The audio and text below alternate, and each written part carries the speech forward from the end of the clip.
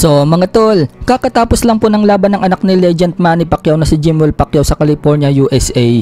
Kalaban itong si Brendan Lally ng US. Nauwi nga po sa majority draw ang kanilang laban. Pumabor po ang isang hurado kay Jimwell Pacquiao, habang yung dalawang hurado mga tol, tumabla ang score. Maganda po ang pinakita ni Jimwell Pacquiao mga tol sa unang round, at pangalawang round nakakatama ito ng accurate. Pero pagdating ng third round at fourth round, doon na kumamada itong si Brendan Lally.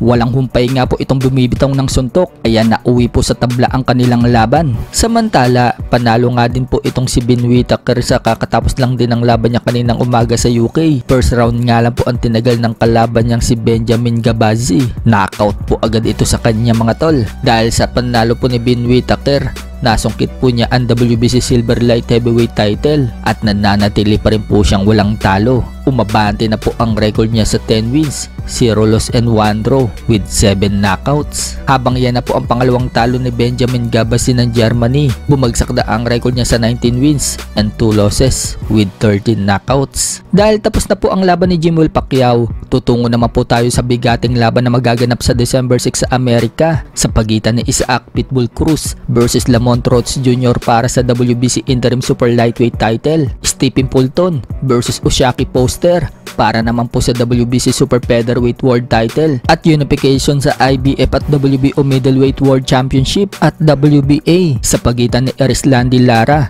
versus Janovic Alimkhanuly. So pinag-aaralan na daw ni Lamont Rhodes Jr. mga tol ang galawan ni Pitbull. Magiging war nga daw ang labanan nilang dalawa at hindi daw siya tatakbo, at kapag nasaktan daw niya si Pitbull, susubukan umano niya itong pahintuin. Pero kung hindi naman daw niya mapahinto itong si Pitbull, sinisigurado daw niya na siya pa rin daw ang mananalo. Naniniwala daw siyang tatama ang mga accurate niyang suntok, kaya kahit na hindi niya manakot si Pitbull, lalamang pa rin daw siya sa score at mananalo bandang huli. Sa iba pang balita mga tol, trending naman po sa social media ang anak ni Manny Pacquiao na si Princess Pacquiao, kung saan bumibili ito sa nagbabiral na ice cream vendor. So napagtripan nga po itong anak na babae ni Manny Pacquiao at humakot po yan ng milyon-milyon views. Marami naman po ang mga nakakatawang komento at sinasabing hindi daw siguro alam ng nagtitinda ng ice cream na anak ni Manny Pacquiao yung pinagtitripan niya. Yari daw ito kay Manny Pacquiao kapag nagkataon. May mga nagsasabi naman mga tol na gusto daw yata makatikim ng apricot itong tendero, at may nagsabi din